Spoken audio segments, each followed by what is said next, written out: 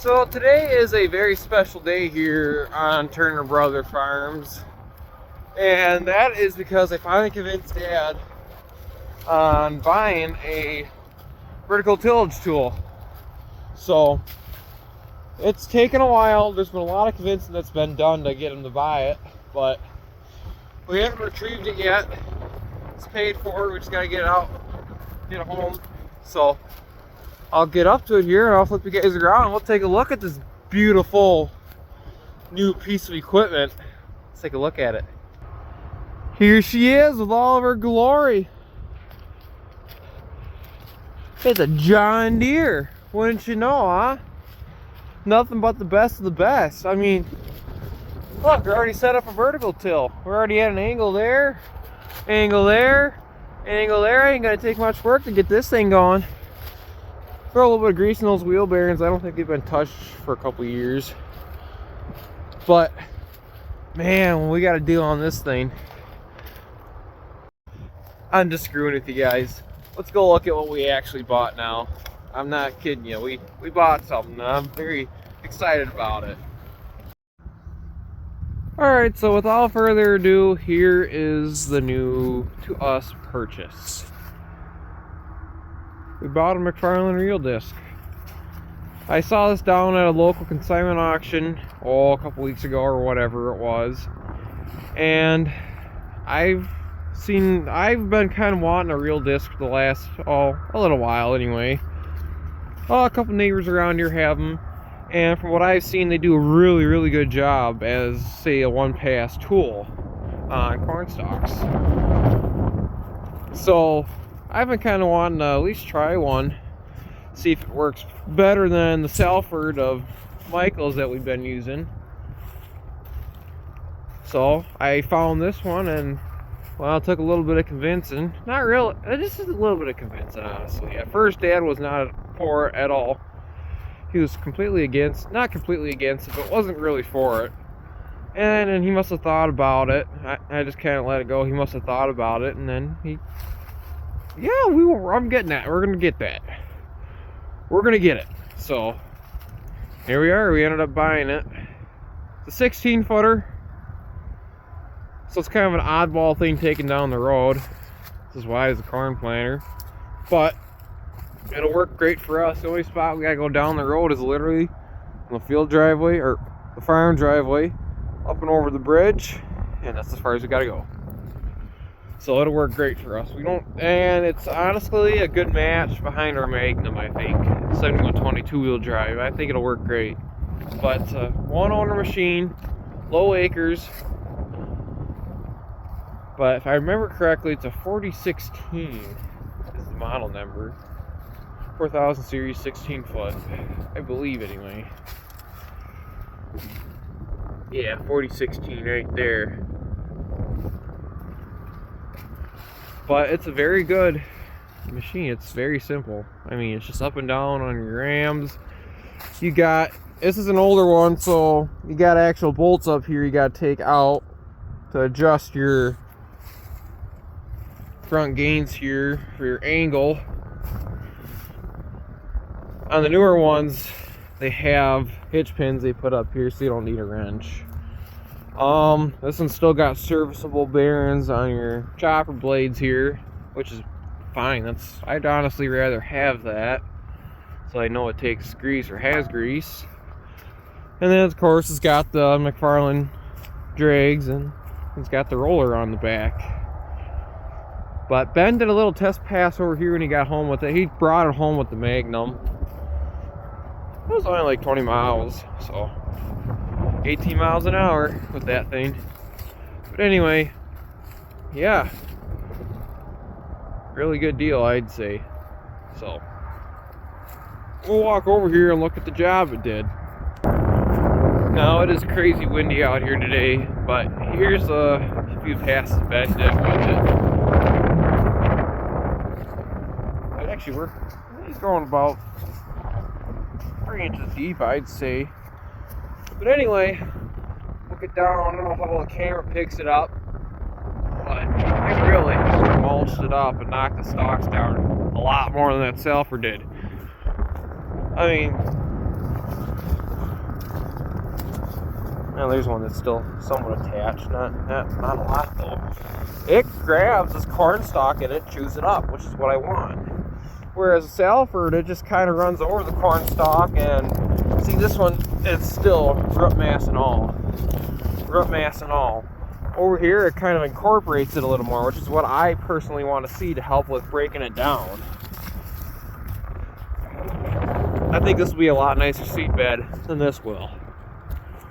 And with the McFarlane, I think we're going to get one pass out of it compared to two passes with the Salford. So, we'll see how it goes. I think it'll work great for us.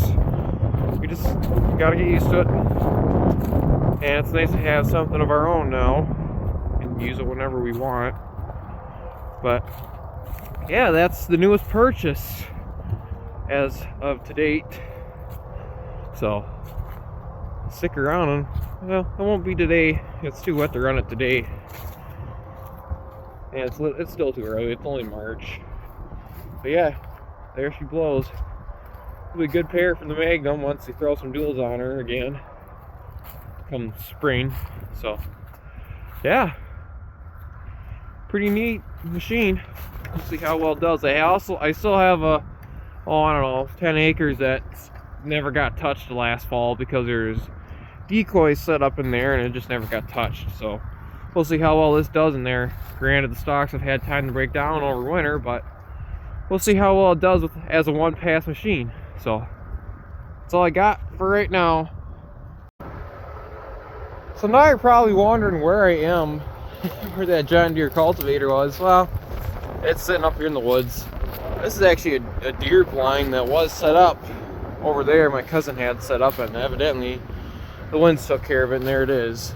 Well, this is, I guess you could say, the pasture that me and Dad set up a couple years back to throw steers up here to kind of do what they did, clear it out, and they sure did. But as you can tell, it's a dump. This was one of Grandpa's many dumps along the farm here, and there's junk everywhere. But we haven't had cattle up here for 2 years now. Like I was saying, it's been 2 summers since they've been up here, but we put the fence is still here over on this side, I guess, but otherwise Dad cleaned up the rest of the fence. But this is pretty well the property line. It's literally just it's just my cousin's place right there. Actually, technically that's still my uncle's. But yeah, this is the woods here, so we'll take a little walk here, I guess, since we're up here. But I cleared this out with the skid steer it's probably 3-4 years ago now. Make way, 5 years ago probably now, to make way for all this. But all the little saplings are coming up again. So yeah, it's a nice little spot here up in the trees. This whole woods used to be pasture for a while. That whole field out there actually used to be woods. So what I'm doing up here in the woods is you can hear him, Ronnie over there at the Kubota. He's picking up a little brush pile I made when I initially came around and cleared that corner to make room for the fence. Well, he's trying to anyway. But anyway, we're fixing to have a little bonfire tonight since it rained last night, and then the burn ban's pretty much lifted, we could say, for now. So we got a brush pile in the other field over there, so try to get some of this crap burned up. Anyway, here's a little row of equipment I want to get rid of. This is the first John Deere 300 we picked up, probably 5, 6, 8 years ago or so. This was the first deer picker. It had the 3-row narrow head on it, and well, it took a lot of work to get this one up and going. We used it for a good few years, and then I think the blower fan blew up on it practically. Oh, there's a PTO shaft. And it got parked here, and we bought a different one that was way, way nicer. And this one became the parts unit, which I don't think any parts have been robbed off it other than the head. And looks like a belt. No, the belt's still there. That blew off when the fan blew up. And then we got the new idea picker. which Grandpa destroyed the elevator on. This one was actually really nice, but it's been sitting outside and it's kind of, yeah, it's not so pretty no more, but it was rotten down in that department, and I guess the elevator just had enough, and Grandpa kinked it around too far and she bent over, and that was that. But we keep these two because we still have the one John Deere 300, and we still have a new idea picker up in the shed, but with the combine now, I'd love to get rid of them. You can see this one's got quite a bit of hours on it. Husking bed shot. So let's get back over here and see what Ronnie's up to. Alright, well, I finally got my backhoe up and going. I had to replace, there's an O-ring down at the bottom. I'll see if I can kind of show you guys. And that swing cylinder there, when he swings back, I just put Dad on it for the first time. He's never ran the back. Jesus, he's going deep there. Yeah, I can tell he's never ran it. But that's the swing cylinder. Where's my finger? Right there. At the bottom there's an O-ring on the top and the bottom. And the bottom one was ripped and it was leaking like a sieve, so he's not used to it. It's got a lot of play and stuff, but let's admire this John Deere running good for once.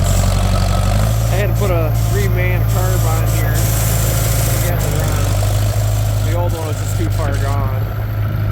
So we're having some fun here digging out the ditch. We can only go, Dad says I'm only allowed to go to the curve because he thinks that's where the power, there's underground power in the ditch here, so. He's going deeper than I want him to go, but whatever, I don't care. His ditch, not mine. So yeah, anyway, as you can see I got a chain around the bucket. That cylinder leaks like a sieve, and that steering cylinder leaks pretty bad too. But otherwise, the only major leak on the backhoe side is there's a spool valve on the top of it's leaking, but that ain't gonna get fixed.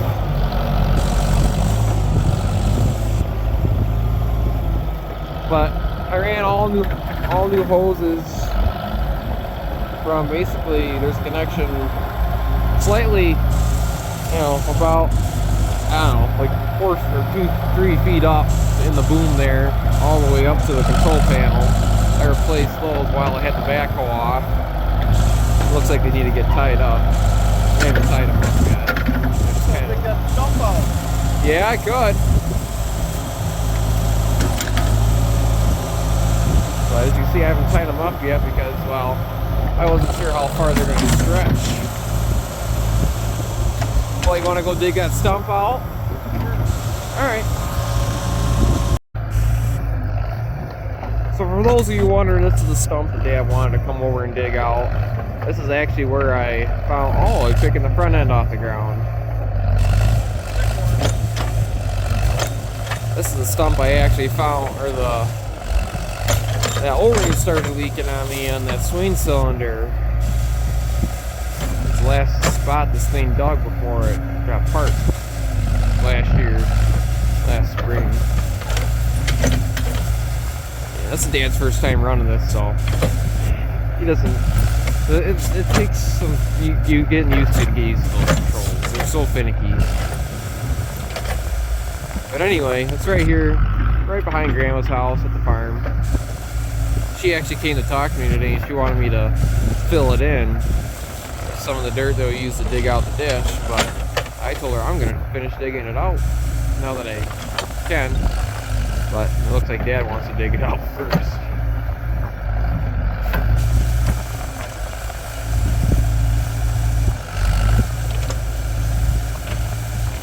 It's windy out today.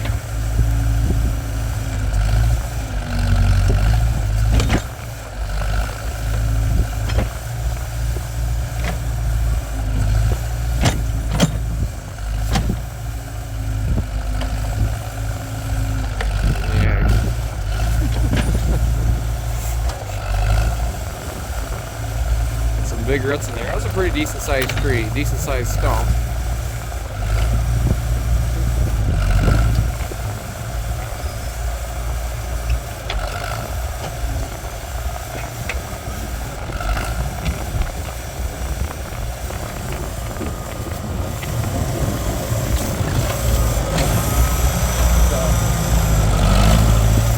that big of a backhoe, but hey, for the price I got it for, I'm not gonna complain. How much I have into it, I should say, I'm not gonna complain. But I don't know if I've ever mentioned it, but this actually came from the same farm I got my combine from. And kind of same story, it sat for about 10, 12 years, whatever, since the gentleman got cancer. Just got parked in the shed and left behind. I don't have the hood on it yet, I haven't got that far. There's wire and I want to clean up for the lights and whatnot yet. And it's not charging right now, so I gotta do something different with the battery, because right now it's running out of gas. Shouldn't be.